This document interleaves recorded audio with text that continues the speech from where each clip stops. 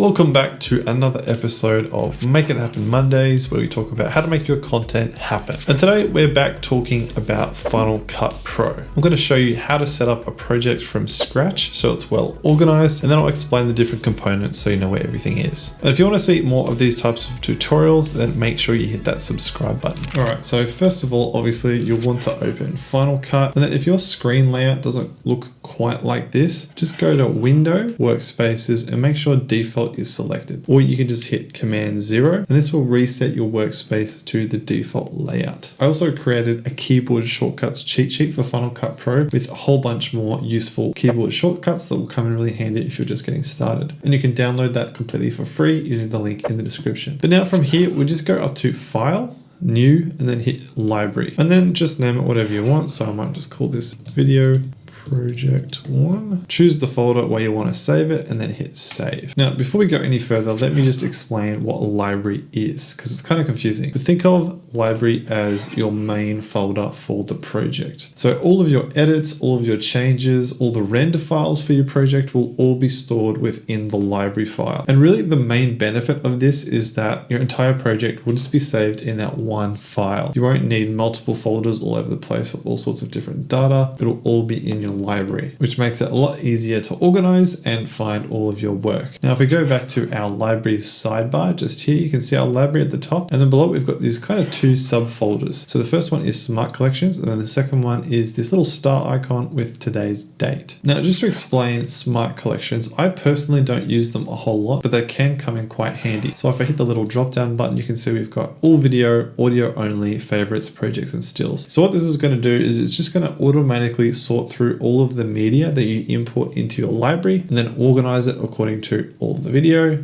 all of the audio, stills like images, and you can create your own custom smart collections to automatically filter through your content. Like I said, I personally don't use them too much, so don't stress too much about it right now. But that brings us to this little star icon, and this is actually known as an event within your library. And this is where it gets a little bit confusing, but basically just think of it as like a main folder within your library. So you can have as many events within your library as you like, and you can pretty much use them for whatever you like as well. The way I personally tend to use events is for different videos within the same project. For example, if I'm making a light review, like an LED light review, then what I do is I'll create one event for the main YouTube video. So let's just go ahead and rename this light YouTube video. And then I'm going to go ahead and create a new event. So if we just go up to the library, right click it, and then we can go new event right at the top. This brings up our new event window. So I'm just going to call this light vertical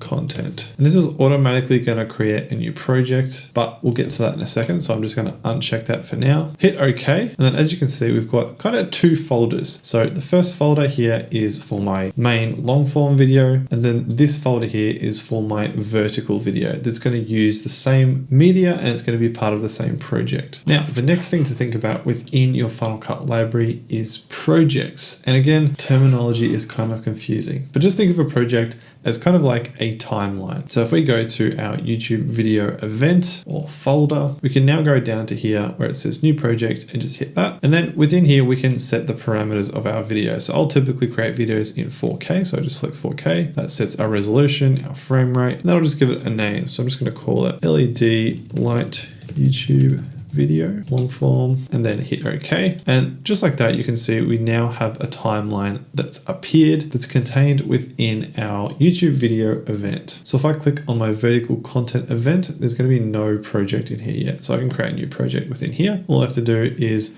right click and then go new project. It's the same thing. This time I'm going to go vertical, and then I want the resolution to also be 4K. And I'm going to call this LED light short form vertical video. Hit OK. And just like that, you can see within our preview window that we've got the vertical orientation, and that's contained within our vertical content folder or event. And if I wanted to create multiple short form clips within this project, I can just do the same thing again. Go new project, just call it LED light short form. Number 2, make sure all the settings are correct. Hit OK.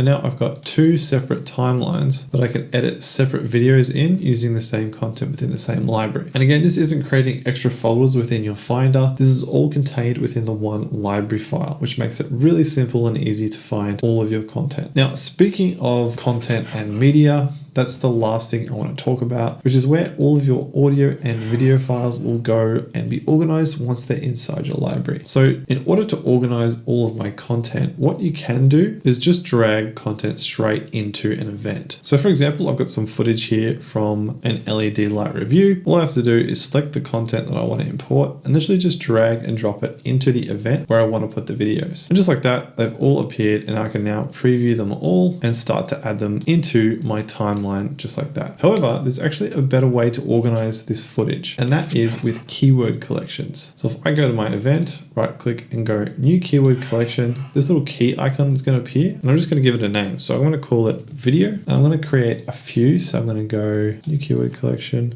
music and voiceover. And once again, ignore the name keyword collection and just think of it like a folder. So if I remove these videos from the main folder, what I can do is I can directly drag these video files into the video keyword collection. Now, if I click on video, it's going to show all of my video content. Same thing, if I get some audio, so this is the voiceover from the video, we'll drag this into the voiceover folder. And then if I get some music, drag that into the music folder, just like that, or the music keyword collection. Now, if I select music, it's going to show me all of my music.